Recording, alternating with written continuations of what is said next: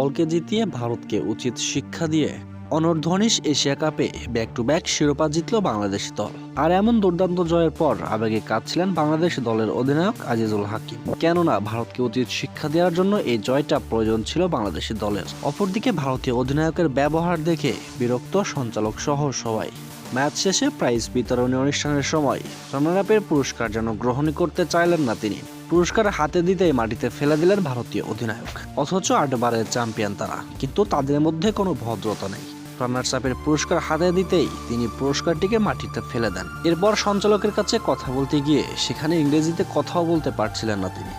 অপরদিকে আজিজুল হাকিমকে দেখুন, পুরো সিরিজে যেমন দুর্দান্ত পারফরমেন্স করেছে তেমনই ভাবে সঞ্চালকের সামনে ভদ্রভাবে কথা বলছেন এবং সমর্থকদের নিয়ে বিজয় উল্লাসে মেতেছেন। অহংকারী ভারতকে দুমড়ে মুচড়ে টানা দ্বিতীয়বারের মতো শিরোপা ঘরে তুলেছে বাংলাদেশ। আর বিদেশের মাটিতে বাংলাদেশের এমন জয় সত্যি দুর্দান্ত। তবে ভারতীয় অধিনায়কের এমন ব্যবহার আপনারা কিভাবে দেখছেন তা অবশ্যই কমেন্টস করে জানাবেন।